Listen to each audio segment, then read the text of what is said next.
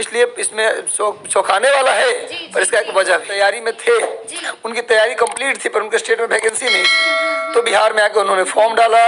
और नहीं, जाहिर सी बात है कि जो यहाँ के नए बच्चे थे उनको तो बीट कर ही देंगे, तो ऐसे में वो भी एक कट ऑफ का बड़ा वजह रहा।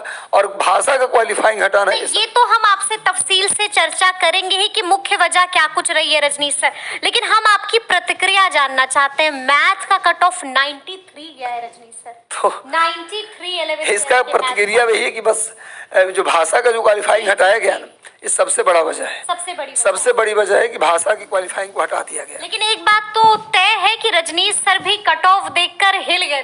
बिल्कुल हिल गए। एक चीज और है कि देखिए, मैथ में बच्चे कम होंगे लेकिन जो होंगे अच्छे बच्चे होंगे, तभी कट ऑफ इतना चला गया।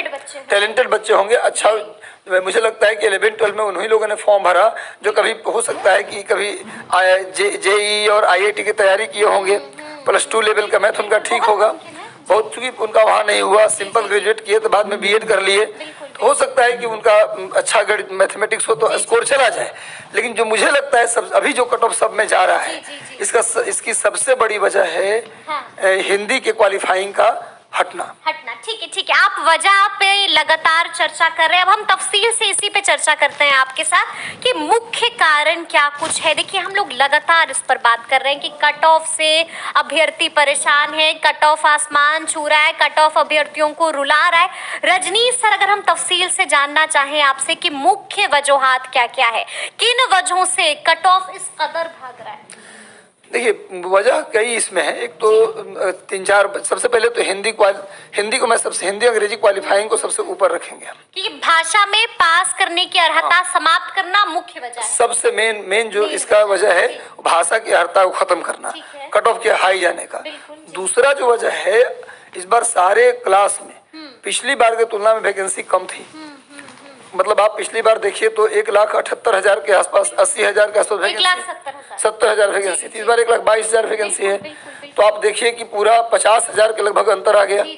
तो 50,000 कम वैकेंसी है पिछले बार। मतलब आप कह रहे हैं कि पद की संख्या जो कम हुई है, ये भी एक बड़ी वजह है। बिल्कुल बड़ी वजह है, क्योंकि पिछले बार प्राइमरी का अगर देखें आप, पिछले बार प्राइमरी में 70,000 के आसपास सीट थी, इस बार 10,000 के आसपास सीट है। उसी तरह से +2 की भी सीट की बात करेंगे तो पिछले बार के मुकाबले कम सीट है। अच्छा, ये भी हम देख सकते हैं ना कि बीपीएससी टीआरई 1.0 से 1 to 5 में बीएड वालों को झटका लगा था और हमने देखा था कि पिछले बार वो आउट हो गए थे। लेकिन इस बार बीपीएससी टीआरई 2.0 में सारे बीएड वालों ने 6 to 8 के लिए अप्लाई कर दिया है। देखिए, पिछली बार भी बीएड वालों ने अप्लाई किया था, लेकिन बीएड वालों का रिजल्ट कहाँ आया था, इसलिए बीएड वाले सारे अप्लाई कर दे 6 to 8 में, तो उसका कोई फर्क प्राइमरी पे नहीं पड़ेगा। हाँ, 6 to 8 में पड़ेगा। 6 to 8 का कट ऑफ जो गया, देखिए पिछली बार बीएड को हटाने के बावजूद भी प्राइमरी का कट ऑफ गया था 67-68। इस बार अगर बीएड उसमें शामिल हो जाता तो उसका कट ऑफ पिछली बार भी 80 पार कर जाता।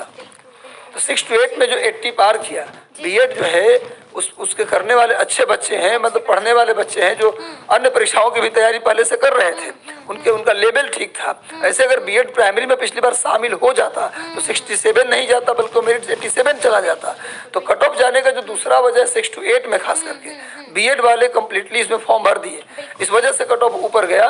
और दूसरा वैकेंसी कम है, हिंदी का अंग्रेजी का क्वालिफाइंग हटा दिया गया। और सबसे बड़ी वजह ये भी मानते हैं हम कि डोमिसाइल को हटा देना। अच्छा, ये हम आपसे जानना चाहेंगे रजनीश सर कि देखिए, लगातार मांग हो रही थी कि डोमिसाइल लागू होना चाहिए, लेकिन हमने देखा कि डोमिसाइल को हटा दिया गया था। क्या इसका खामियाजा बिहार के अभ्यर्थियों को भुगतना पड़ रहा है? हाँ बिल्कुल। देखिए, मैं तो देखा हूँ यही कि प्राइमरी लेवल पे जितने भी राज्य हैं प्राइमरी के टीचर की सीट को रिजर्व रखते हैं अपने स्टेट के लिए। पहली बार ऐसा हुआ बिहार में जब प्राइमरी की सीट को ओपन कर दिया गया, परसेंटेज भी नहीं, सीधा ओपन 50% सीट जो होगा जनरल का उसमें आप आ सकते हैं। तो क्या इस वजह से कट ऑफ भी भाग रहा है? हाँ बिल्कुल भाग रहा है। अब प्राइमरी का रिजल्ट तो आने दीजिए, रिजल्ट आने दीजिए प्राइमरी का, उसमें कट ऑफ आप देख लीजिएगा कि क्या जाएगा। पिछली बार पेपर बहुत टफ था, तब 68 मेरिट गया था। इस बार पिछली बार सीट भी 70,000 था, इस बार सीट भी 10,000 है। आप देख लीजिए क्या होने वाला है। अच्छा, मतलब कि रजनीश सर को बड़ी आशंका लग रही है। प्राइमरी का रिजल्ट आप आने दीजिए, मुझे आशंका नहीं पूरा विश्वास है। क्या विश्वास है कि कट ऑफ 80 के आसपास जाना चाहिए।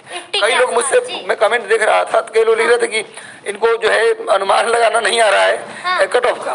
कट ऑफ का अनुमान कोई नहीं लगा सकता, एग्जैक्ट कट ऑफ कोई नहीं बता सकता, लेकिन पिछली बार के अनुमान और पार्टिसिपेंट नंबर ऑफ सीट को देखते हुए पिछली बार 67 मेरिट गया।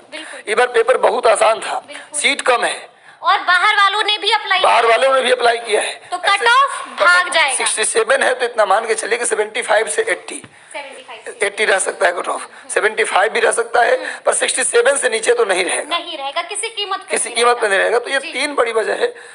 फिर से बोल देता हूँ, एक भाषा का क्वालिफाइंग हटाना, दूसरा सीटों का कम होना, और तीसरा डोमिसाइल, और 6 to 8 में कट ऑफ पढ़ने का एक चौथा कारण है, सारे बीएड वहां पर थे।